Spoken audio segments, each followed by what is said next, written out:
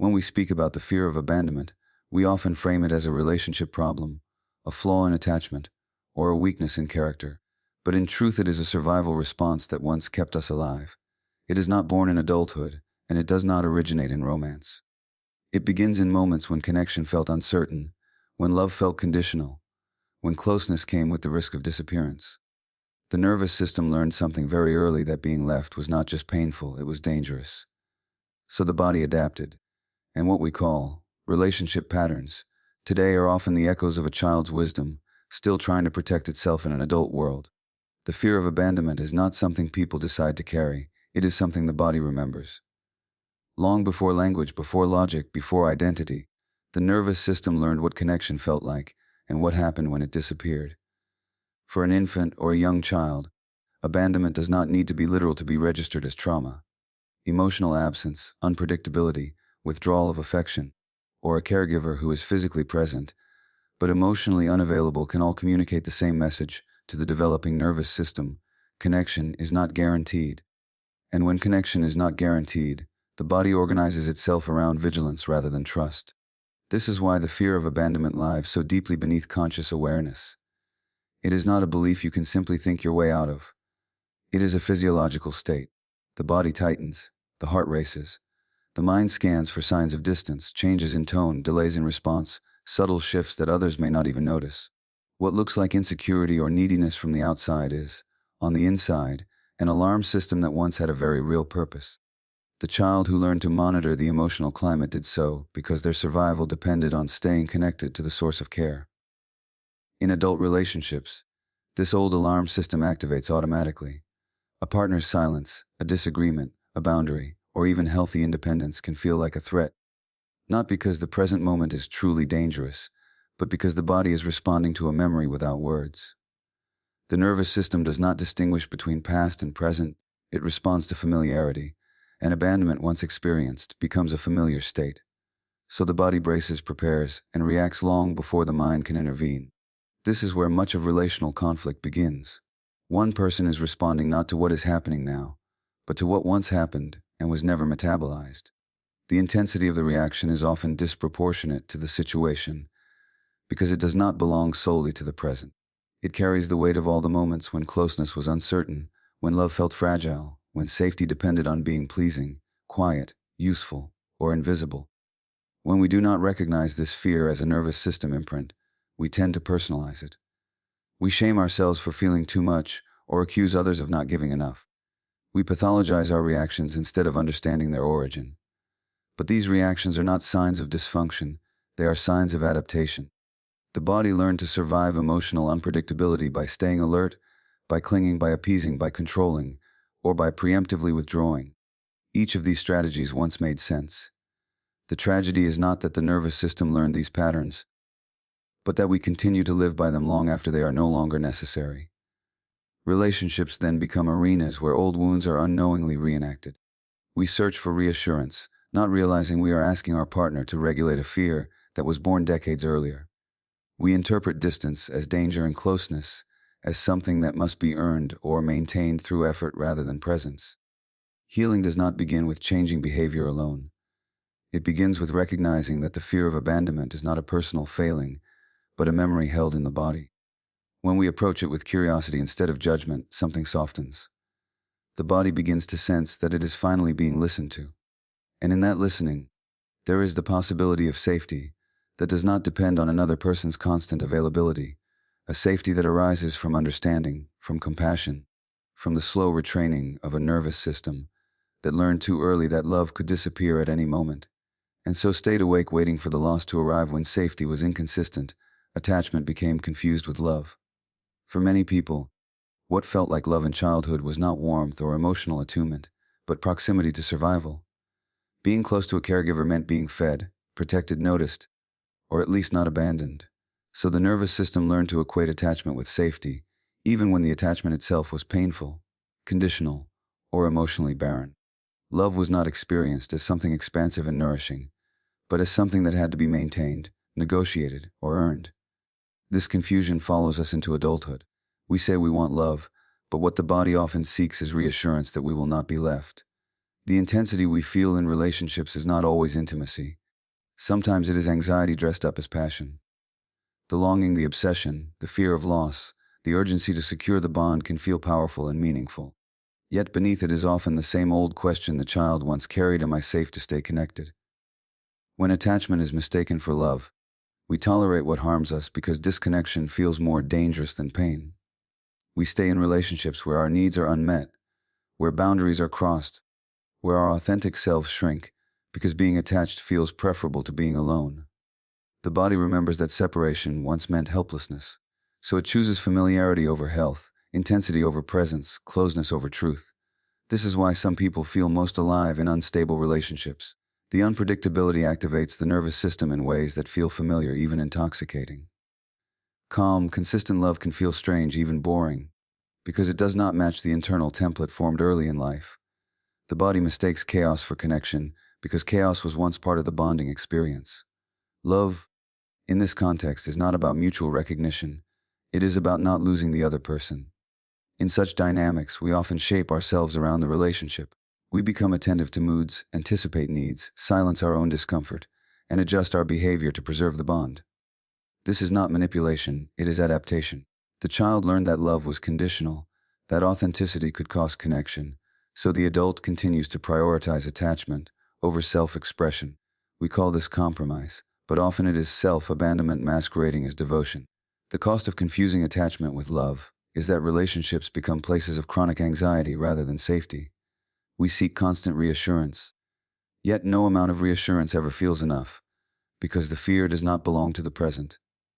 The partner becomes responsible for soothing a wound they did not create, and when they inevitably fail, because no one can heal our childhood on our behalf, disappointment and resentment follow. True love, however, is not rooted in fear. It does not require hypervigilance or performance. It does not demand that we disappear in order to stay connected. Love allows space. It tolerates difference. It survives honesty. But for someone whose early attachment was fragile, this kind of love can feel unsafe at first. Safety was never experienced as calm. It was experienced as proximity under tension. Understanding this shifts how we view our patterns.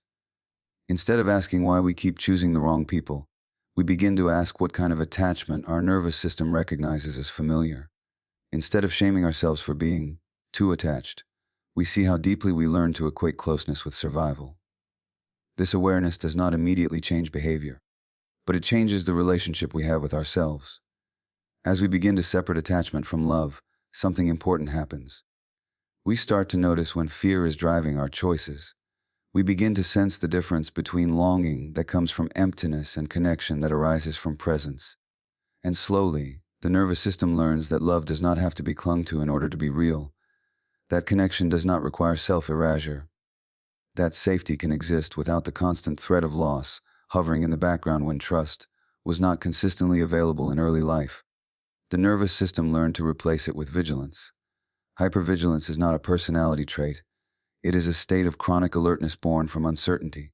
The child who could not rely on emotional predictability became skilled at reading rooms, monitoring moods, and detecting shifts in energy. This attunement was not a gift at first, it was a necessity. Being able to sense when connection might be withdrawn meant having a chance to prevent it. In adult relationships, this vigilance remains active. We listen not just to words but to tone. We notice pauses, facial expressions, texting patterns, silences. We search for meaning in the smallest changes, not because we are dramatic, but because the body learned that danger often arrived quietly. Trust, which requires a belief in continuity, was never fully established, so the nervous system stays prepared for rupture. This is how anxiety becomes mistaken for intuition. The mind constructs stories to justify the body's unease. We tell ourselves we are being perceptive, aware, emotionally intelligent, when in reality we are bracing. The problem is not sensitivity. The problem is that sensitivity is coupled with fear, and fear distorts perception. What might be neutral or benign is interpreted as rejection, distance, or impending loss. Hypervigilance also changes how we show up in relationships. We may become overly accommodating, quick to apologize, eager to smooth over conflict before it has a chance to fully emerge. Disagreement feels threatening, not because conflict itself is harmful, but because conflict once preceded emotional withdrawal. So the body reacts as if connection is at risk, and the priority becomes restoration of closeness rather than authenticity. At the same time, vigilance erodes genuine trust. Trust requires rest. It requires the nervous system to settle enough to believe that connection does not need constant monitoring. But when the body is always on guard, relaxation feels unsafe. Even in moments of closeness, there is an underlying tension, a waiting for the other shoe to drop. Love is experienced alongside anticipation of loss. This internal state often creates the very distance we fear. Partners can feel scrutinized, controlled, or overwhelmed by the constant need for reassurance. They may pull away, not because they intend to abandon, but because they feel they are being watched rather than met. And when they do pull away, the nervous system interprets it as confirmation of its original belief that closeness is temporary and must be guarded. The tragedy of hypervigilance is that it was designed to protect connection, yet it slowly suffocates it. The more we monitor, the less space there is for spontaneity, play, and ease. The relationship becomes a place of management rather than mutual presence. Both people feel the tension, even if neither can name it. Healing does not come from forcing ourselves to trust or from demanding certainty from others. It comes from recognizing vigilance as a response to past unpredictability. When we understand that the body is still living in an earlier chapter of our lives, we can begin to meet it with compassion rather than criticism. The question shifts from, "What is wrong with me?" to "What happened that made my system believe it must stay on guard?" As this awareness deepens, we can start to create moments of safety within ourselves. Small pauses where we notice the urge to scan and choose instead to breathe. Gentle inquiries that ask whether the current situation truly mirrors the past. These moments do not eliminate fear, but they interrupt its automatic authority. Over time, the nervous system learns that trust is not an all or nothing leap, but a gradual softening. That not every silence is abandonment, not every disagreement a rupture, not every distance a threat. And in that softening, relationships gain room to breathe, to exist without constant surveillance, to unfold in a space where connection is allowed to be imperfect and still remain intact long before we are abandoned by others. Many of us learn to abandon ourselves. This is not a conscious betrayal, it is a strategy shaped by necessity. When a child senses that being fully themselves threatens connection, they begin to edit their inner world. Feelings are muted, needs are postponed, impulses are suppressed. The child learns that belonging requires sacrifice, and that sacrifice often takes the form of self-erasure. In this way, self-abandonment becomes a protective act, a way of staying close to those whose love feels uncertain. As adults, this pattern continues quietly and convincingly. We override our discomfort to keep the peace. We ignore the tightness in our chest when something feels wrong. We tell ourselves we are overreacting, too sensitive, too needy. Each time we dismiss our own experience, we are rehearsing an old survival response. The body remembers that expressing truth once came with consequences, so it chooses compliance over authenticity. This self-abandonment often looks like generosity or flexibility on the surface. We pride ourselves on being understanding, patient, accommodating, but beneath that generosity is often fear. Fear that if we say no, we will be rejected. Fear that if we ask for more, we will be left. Fear that if we show anger, sadness, or dissatisfaction, the connection will dissolve. So we preemptively disappear parts of ourselves, hoping that invisibility will secure attachment. The cost of this strategy is profound. When we abandon ourselves, relationships lose their grounding. The other person is no longer relating to who we truly are, but to a version curated for safety. Over time, this creates resentment and emptiness. We feel unseen, yet we have made ourselves unseeable. We feel unchosen, yet we have chosen against ourselves repeatedly. Ironically, self-abandonment does not prevent abandonment by others. It often invites it. When we disconnect from our own truth, we lose clarity, boundaries, and vitality. Relationships built on self-suppression lack the energy that comes from authenticity. Partners may sense that something essential is missing, even if they cannot articulate it. What began as a strategy to preserve connection slowly erodes it. This dynamic is especially painful because it reinforces the original wound. When the relationship falters, the nervous system concludes that it was right all along, that being oneself is unsafe. The lesson becomes even more entrenched. Next time, we abandon ourselves faster, more thoroughly, believing that we simply did not disappear enough the last time. Self-abandonment also distorts our sense of responsibility. We take on the emotional burden of the relationship, assuming it is our job to keep things stable. We become hyper-responsible for others' moods, reactions, and needs. This gives us a sense of control, but it is a fragile control built on exhaustion. We cannot rest when we are constantly monitoring and adjusting ourselves to maintain connection. Healing begins when we recognize self-abandonment not as a flaw, but as a learned response to relational insecurity. When we see it this way, shame loosens its grip. We begin to notice the moments when we override ourselves, not to judge them, but to understand them. Each moment of awareness is an invitation to return to ourselves, gently and without force. Returning to oneself does not mean suddenly becoming confrontational or rigid. It begins internally, by acknowledging our own experience as valid, by letting our feelings exist without immediately dismissing them, by noticing the fear that arises when we imagine being honest, and staying present with that fear rather than obeying it. These small acts of self-loyalty begin to rebuild an inner sense of safety. As we practice staying with ourselves, something shifts in our relationships. We become more real. Boundaries emerge naturally not as walls, but as expressions of self-respect. Connection becomes less about securing approval and more about mutual presence. And in this space, the nervous system learns a new possibility. That staying connected does not require disappearing. That love does not demand self-betrayal. That belonging can coexist with being fully, imperfectly, and honestly who we are. Emotional reactivity is often misunderstood as immaturity or lack of control, but at its core it is the expression of unresolved loss. When early experiences of separation, neglect, or emotional inconsistency are not consciously processed, they do not disappear. They remain stored in the body as unfinished emotional business. The nervous system continues to carry grief that was never acknowledged, fear that was never soothed, and longing that was never met. In adulthood, these unintegrated emotions surface not as memories, but as reactions. A present-day trigger does not create the reaction, it reveals it. A partner forgetting a detail, needing space, or expressing frustration can suddenly evoke an intensity that feels overwhelming and confusing.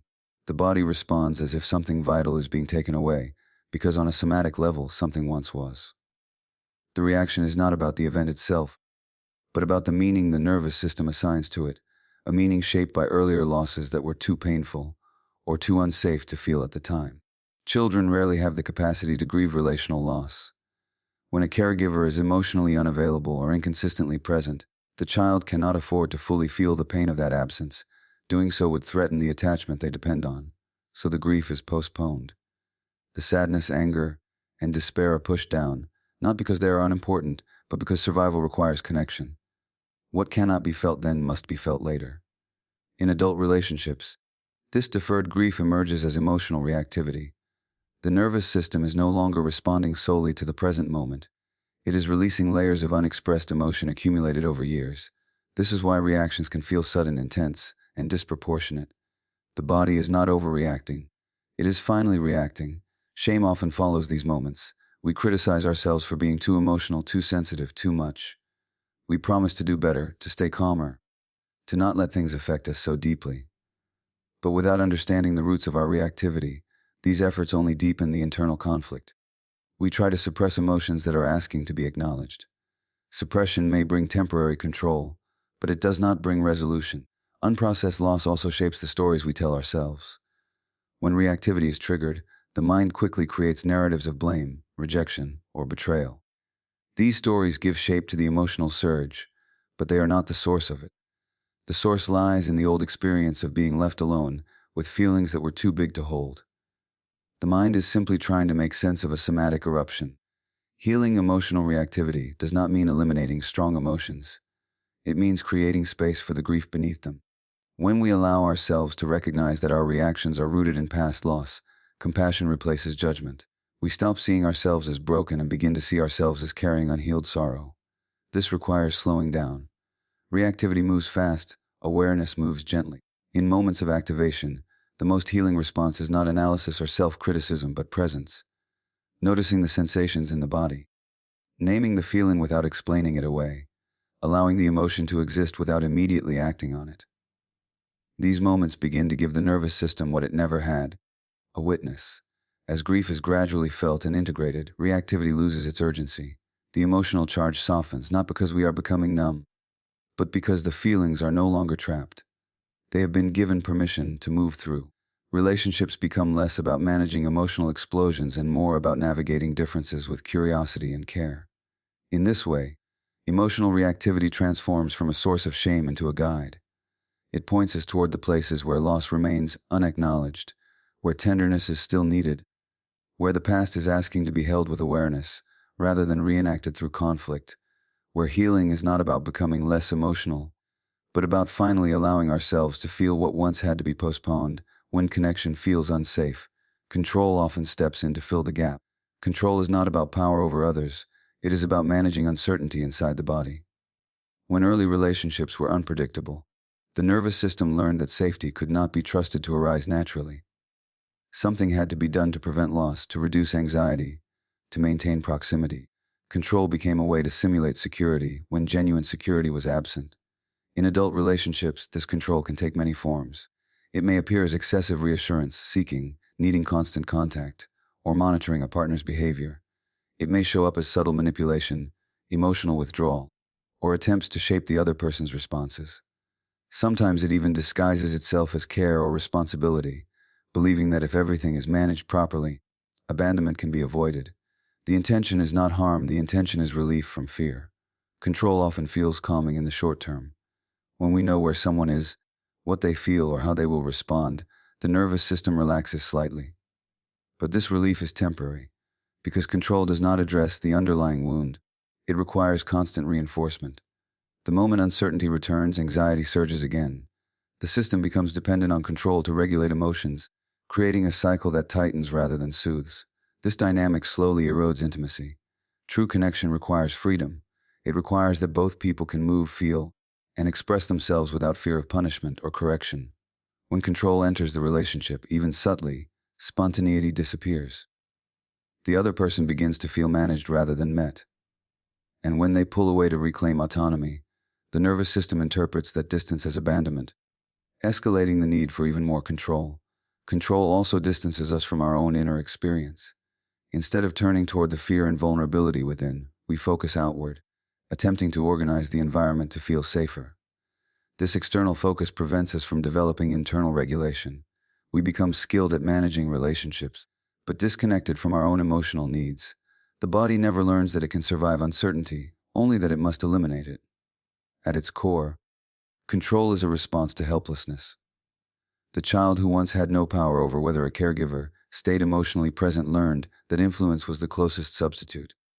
If they could behave correctly, anticipate needs, or suppress inconvenient feelings, maybe connection would remain intact. That belief persists into adulthood, even when the context has changed. The tragedy is that control undermines the very thing it seeks to protect. Relationships cannot thrive under pressure. Love cannot unfold when it is constrained by fear. The more we try to secure connection through control, the less alive that connection becomes. It turns into an arrangement rather than a relationship, a contract rather than a bond. Healing begins when we recognize control as a protective strategy, not a moral failure. When we see it this way, we can approach it with curiosity rather than shame. We can ask what fear is being managed, what vulnerability is being avoided, what uncertainty feels intolerable. Control loses some of its grip when it is understood. As we learn to tolerate uncertainty, even in small doses, the nervous system begins to shift. Allowing someone space without immediately reacting. Letting a feeling arise without needing to fix it. Sitting with discomfort rather than acting it out. These moments teach the body that uncertainty is not the same as danger. Gradually, connection stops being something that must be controlled and starts becoming something that can be experienced. Trust grows not from certainty, but from resilience. From knowing that we can stay present with fear without letting it dictate our behavior. In this space, love becomes less about holding tightly and more about allowing. Less about preventing loss and more about being fully present regardless of outcome. Human beings are drawn toward what is familiar, even when what is familiar is painful. This is not because we enjoy suffering, but because the nervous system is oriented toward recognition rather than well-being. Early relational experiences create templates, and these templates quietly guide our choices long after we believe we are choosing freely. Repetition compulsion is the unconscious drive to recreate conditions that resemble unresolved emotional wounds, not in order to be hurt again, but in a deep and often futile attempt to finally resolve them. When early relationships involved inconsistency, emotional unavailability, or abandonment, the nervous system becomes accustomed to longing without fulfillment. In adulthood, we may find ourselves repeatedly drawn to partners who are distant, unpredictable, or unable to meet us emotionally. On the surface, these patterns seem irrational. Why return to what hurts? But beneath the surface, the body is chasing a familiar rhythm, hoping that this time the ending will be different. The child inside still believes that if the right words are said, the right behavior performed, or the right amount of love given, the outcome will finally change. This belief is not naive, it is hopeful. It carries the longing for repair. But the context has shifted. Instead of healing the original wound, the repetition often deepens it. Each reenactment confirms the old narrative that love must be chased, earned, or endured. Repetition compulsion also gives us a sense of coherence. Familiar pain feels safer than unfamiliar peace. Chaos, emotional intensity, and unpredictability feel alive because they match the internal landscape shaped long ago. Calm, available partners may feel dull or untrustworthy, not because they are inadequate, but because they do not activate the nervous system in recognizable ways. The absence of anxiety can feel like the absence of connection. These patterns are often reinforced by the stories we tell ourselves. We interpret attraction as destiny, chemistry, or passion, without recognizing the somatic pull toward unresolved history. The body leans toward what it knows, and the mind constructs meaning around that pull. In this way, repetition compulsion hides in plain sight dressed as romance. Breaking these patterns does not happen through willpower alone. Awareness is necessary, but awareness without compassion can quickly turn into self-blame. When we judge ourselves for repeating the same mistakes, we miss the intelligence behind the behavior. The repetition is not stupidity, it is loyalty to an old hope that has never been fulfilled. Healing begins when we recognize that the compulsion is not to repeat pain, but to complete a story that was interrupted. The nervous system is seeking resolution, not punishment. When we approach our patterns with curiosity, we begin to ask different questions. Not why am I like this, but what am I still trying to heal? As this understanding deepens, choice slowly returns. We begin to feel the pull toward familiar dynamics and pause rather than obey. We notice the excitement that accompanies emotional unavailability and question whether it is desire or dysregulation. We allow ourselves to feel the discomfort of choosing something unfamiliar, something calmer, something less charged. This shift is not immediate or dramatic. It unfolds through small moments of awareness and self-trust. Each time we choose not to reenact the past, the nervous system learns that it does not need to return to old wounds in order to survive. Over time, familiarity expands. Safety becomes recognizable. Love no longer has to hurt in order to feel real. The body begins to learn that connection does not require repetition of suffering. That healing does not come from recreating pain, but from allowing the past to finally rest without needing to be relived again. Healing does not arrive through perfection, insight alone, or the approval of another person. It begins in presence. Presence is the capacity to stay with what is happening inside us without immediately trying to escape it, explain it, or fix it. For those shaped by the fear of abandonment, presence can feel unfamiliar, even threatening. From early on, survival depended on performance. Being attentive, pleasing, useful, agreeable, or emotionally manageable became the price of connection. Love was something to be maintained through effort rather than something to be inhabited. Performance fragments the self. One part watches, another adjusts, another suppresses, another anticipates. Presence, by contrast, is unifying. It asks nothing except honesty with what is. When we are present, we are not managing how we are perceived. We are simply here, sensing, feeling, breathing. This may sound simple, but for someone whose nervous system learned that authenticity risks abandonment, presence is radical. The fear of abandonment thrives in the future. It imagines loss before it happens. It prepares for absence while connection still exists. Presence interrupts this loop. In the present moment, the catastrophe has not yet occurred. The body may feel fear, but the feared event is not actually happening. Learning to distinguish sensation from prediction is a crucial step in healing.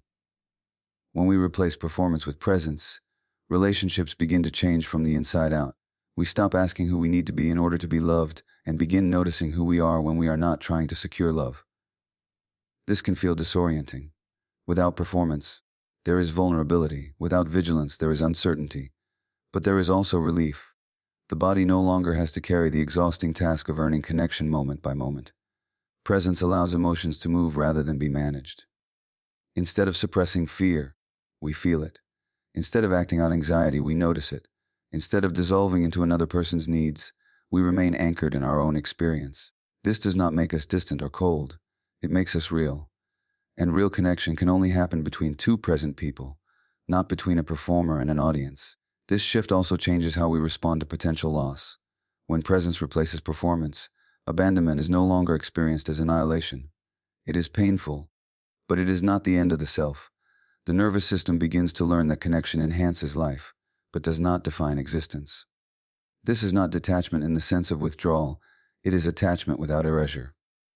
Presence teaches us that we can survive disappointment without disappearing, that we can feel grief without collapsing, that we can express needs without guaranteeing rejection. Each moment of staying with ourselves rewrites the old equation that said love requires self-sacrifice. Importantly, presence does not demand that relationships always last. It demands honesty while they exist. Some connections deepen when performance ends. Others fall away. Both outcomes are instructive. When a relationship cannot tolerate presence, it was sustained by adaptation rather than mutuality. Letting it go is not failure, it is clarity. Healing the fear of abandonment is not about becoming fearless. It is about becoming anchored. Anchored in the body, anchored in awareness, anchored in the truth of one's own experience. From this anchoring, love becomes less about survival and more about sharing, less about preventing loss and more about meeting life as it unfolds. Knowing that presence is something we can offer ourselves, even when others cannot, knowing that we are no longer required to perform our way into belonging. Knowing that being here fully and honestly is already enough,